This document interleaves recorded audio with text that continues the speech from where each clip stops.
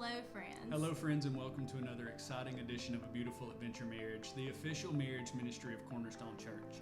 We're your hosts, Alex and Tara Payne, and here at A Beautiful Adventure Marriage, we want to shine a positive light on marriage through biblical truths and positive resources.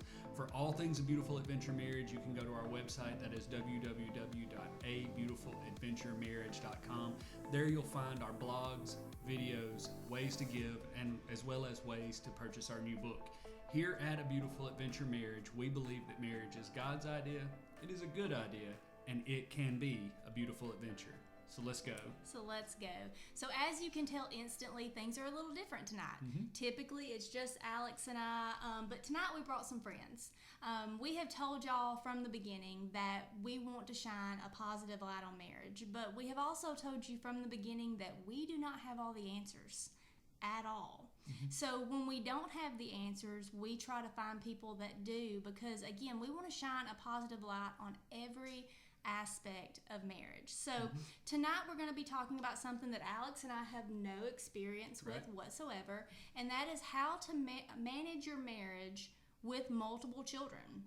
So to do that, we have asked Amber and Corey to come on with us tonight and just answer a few questions that you have asked us to ask them, and some that we have come up with ourselves, just to get a little bit of insight into how you do this. How do you make marriage a priority and make your children a priority as well? So Amber and Corey, if you would like to introduce yourselves, we'll get going. All right, well, like I said, my name's Corey, this is Amber. I've been married for about 13 years now. I have two daughters, almost 15, almost 12. That's basically it. Yeah, so y'all been doing this for a while. A little while. And I'll add successfully Well, thank you. to that. For those of you that don't know, this is my much older sister and her husband, Corey. So Alex and I are very close to what you would call Irish twins. We were almost born within 12 months of one another. Let's just throw that out there. So don't let him lie and say much older. 14 months is still 14 months. I'll take it. But you've kind of eyewitnessed this the whole time. Yeah, so I've got to see this walked out with them in a lot of ways. And like I said, successfully being married for 13 years and having two children. How do you keep your marriage a priority through having children? I think you just have to decide that your marriage is worth the effort, because it is, and you have to figure out ways to communicate love to one another even when life gets crazy, because life gets crazy. Yeah. Every day. So every day is just a new set of challenges and a new thing. It's all an adventure. So Corey, you mentioned that Kinsley is 14. Cam is 11, about to be 12. How has it changed the ability to make your marriage a priority? How has it changed from infancy to preteen? Well, infancy is definitely, I don't want to say a struggle, but it's definitely A struggle. a struggle, yes. Let's get real. Yeah. Well, you do have to keep them alive. You do. It seems, as, you don't really know what to expect when you bring the baby home at first. It's just, you're hovering over, you make sure every time, the baby makes a sound, you got to make sure everything's okay. So as they get older, they do get more independent. So it is easier to make time for one another, as far as, even if it's just 10 minutes that you have together, you just have to spend time together. Even if it's, like if I'll take care of the girls, she can go get a shower, have her time, or vice versa. So it's really teamwork. Absolutely. Definitely teamwork. And then other people, not just us, her mother helps out a lot also, and they love their Nana. Yes. So actually Cameron spent the night with her last night, so Yeah, still a allowed very us to active go out part. on a date, so that was nice too. So you said that infancy is a struggle, and I think we can be truthful. Like it's hard. It's not hard. Isn't bad. No. Hard does not equal bad, but it's difficult. In your personal experiences, did you notice that like a distancing maybe happened during the infancy phase? And if so, what did that look like, I guess, and how did you get through it? Because clearly you're still not in that same season. Right. When they were little, Kinsley was old enough where she would sleep in her big girl bed and all of that when Cameron was born. But we had the baby, and so I stayed at home with the girls. Corey went to work, and so he had to sleep, and I didn't necessarily. And so we made him an extra bedroom because Cameron wouldn't sleep through the night. She would get up. She would need to be fed or changed. And so for him to be able to sleep and to function, he moved out of our bedroom for a few months until we got her where she would sleep. And I slept with the baby, and he slept in there. And when he would come home, I was straight zombie because I was not getting sleep. And so, like you said, he would come home, take the baby. That was his baby for a little while. I could go get a shower. I could eat something. And so you just have to be a team. You do. And you have to do the hard stuff. Like, did I want him to sleep in the other room? No. Did he have to sleep in order, to provide for us so that I could stay at home with our children? Because that was important to us.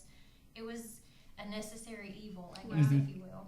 Yeah, absolutely. So during that time when y'all are literally sleeping in different bedrooms for the sake of sanity and trying to keep the babies alive and function as humans, how did you keep a connection? Because I know we've talked a little bit, and you said that it was those small little moments. Right. So what did that look like? And because you had to connect somehow.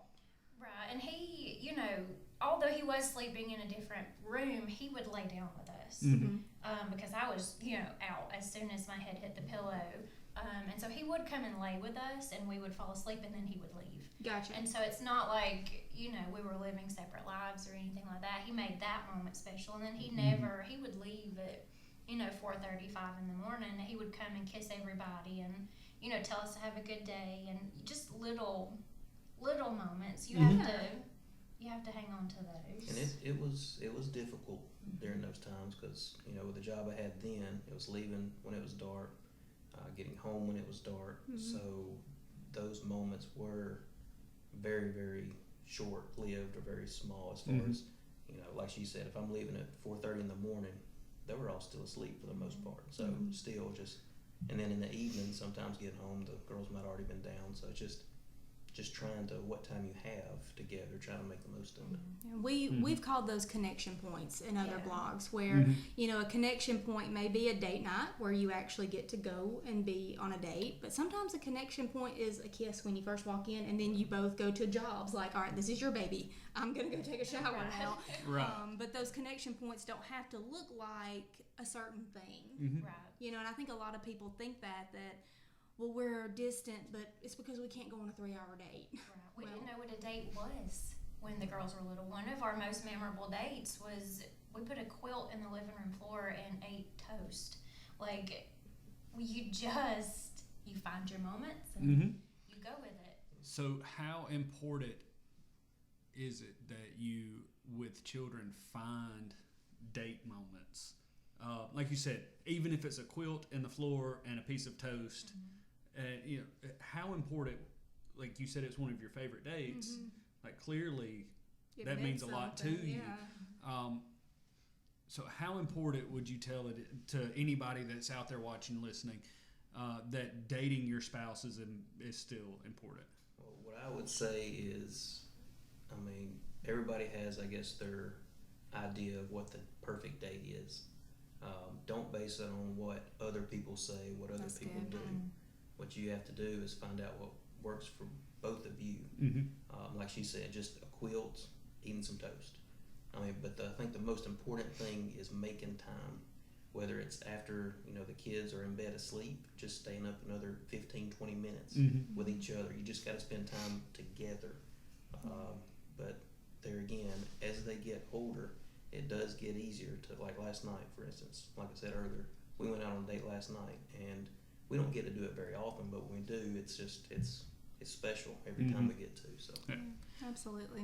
So you've got 2 children who are, and I can say this with certainty, could not be any different from one another. Yes. Like, could not be farther from each other in the way that they act, react, and do things. And they've always been that way. Like, I remember when they were little and they were still polar opposites. Yeah, absolutely. So, having two children that are that different, how do you make them both feel special? Well, I think again it goes to entertaining each one, or because like you said, they are the polar opposite. So like usually for Kinsley's birthday, well, I'll check her out, or she'll just stay home from school that day, and we'll go have just a day date. So we'll find out what she likes to do, what she wants to do, and just make it all about her. And then with Cameron the other way, like we just try to set aside time for each of them and make sure they both have everything that they want to do, like their day. And just, I mean, we play tag, we just do stuff around the house too. I mean, it doesn't have to be a special event. It's just finding out what they like, what their interests are, and then just going with what they want to do. And you get to know your own children. You know what works for each one of them, because what makes Kinsley happy, Cameron could not care one thing about. And what makes Cameron happy is not even on Kinsley's radar. And so you have to just, this is your time, this is your day, and go with that. And then children have love languages too, just like adults do. They look a little different, but whereas one of our children loves affection, wants to hug you, she was always that child that was in somebody's lap as soon as we got somewhere. I think the first time she met Tara, she stuck her whole hand in her mouth. Yes. I believe she did. Thus beginning the pandemic. We have one child that loves affection, loves attention, and we have one that was like, don't touch me. She just, that's not her thing. That is not how she feels love. And so you just have to figure out what works for each of them, and it is not the same at all. So you're talking about speaking love languages. We talk about love languages all the time. Like, we think that is one of the most important things you can do it's like for a your cheat marriage. sheet. It is. It makes life so much easier. It helps so much. But on that, how do you handle communication between the two of you? And then go into how you handle it with the girls. So if something happens and you have a disagreement, what does it look like? Do you discuss hard things like that in front of your kids? Just those kind of things. So how do you handle communication? We do better now at being more open and upfront about everything. To start with, when you first get married, you know that person, you really do, but sometimes it's still hard to be vulnerable. Like, there are things that people go with or go through that they're just not going to tell anybody. Not their spouse, not their mama. And if you promise to be that person's rock, you have to be willing to do it. Like, if they come to you with, like, I'm struggling with whatever it is, addiction, infidelity, I wrote down anxiety, depression, like all of those things. If someone comes to you and says, this is what I'm struggling with, they have laid it out there open for you, and how you handle that is important. Because if you make your spouse judged or less than, they're not going to come back to you with something like that. They're going to feel like they can't. And you just have to be willing to talk about literally everything. Literally everything. And that's not always easy It because, like, for me, I grew up with two brothers. We didn't talk about feelings. You just punched it out. Exactly. You don't talk about feelings. You don't talk about all that kind of stuff. So, raising two girls now, Amber, especially in the beginning, Amber told me that, you can't talk to them that way. They're little girls. They're not little boys. So I said, okay. So I'm still trying to learn how to do all that. So a big learning curve. It is a big learning curve. Hopefully in another 20 years I'll have it figured out. Right. Yeah. By the time we get married. What's funny is that, he says that he's not good at communicating, but with one of our children, she relates so much better to him, and he can get so much further with her than I can. And so him sitting here saying that he's not the best at that is crazy to me, because he's the only one that she'll open up to in that kind of way, and so I think he's pretty good at it. Well, communication is hard. It is. Like, just Alex and I at home with our animals. We don't have any other human beings in our house. communication is a struggle sometimes. Yep. About, I'll say something and he hears something wildly different. I can't imagine having two other people that you have to everyone's hearing something different. Right, and you asked, and I didn't answer it, you asked if we had hard conversations in front of the girls. It really depends on what it is. Like if we, thankfully, we don't really have that many huge disagreements. The girls have never seen us yell at one another. I feel like that's important. That's awesome. Absolutely. They, the biggest argument that they have seen is, where do you want to go eat lunch? And it's like, if you don't decide something, we're going home. Like, and that's the worst of it. But hey, if you've been married for more than 5 minutes, you understand that that's a legit argument. Well, and that's vitally important when you have another human living with you. We got to experience that with Tara's mom. Of okay, we can have disagreements, but we're gonna have them over here, where they can't hear this or they don't understand, because somebody taught us early on that while her mom while she might forgive me, her mama might not. And that kind of stuck with us. And like, my mom will never know any of our discussions or anything like that, because my mama will forgive me, or I'm sorry, I'll forgive Tara, but mom might hold on to it. And you don't want to put that on your kids to be in that situation. They tend to internalize, all children, like, did I do something to cause this? Like, are they fighting because of something I did, something that, and so also we're trying to show them what a good spouse looks like. Like, that's been one of our priorities. Like, Corey is their best example. He's the person they see the most, and I don't want them to grow up a married jerk. I really don't. And so the example that he sets in the house is important, and he treats me the way that we want their spouses to treat them. And I definitely see that. Like, I see that in y'all's marriage, both of you just trying to be that good example for the girls. That's been really cool to watch, for sure. So, I think let's stop here on this video. Okay. Because we're doing this for the whole month of June, guys. So, let's pause for a second, and we'll start back in 2 weeks. In 2 weeks. And we'll get to ask some more questions. So yeah, for this information, for this blog, and these questions, and so many more, go to our website, www.abeautifuladventuremarriage.com. Check this out, and we will see you in 2 weeks.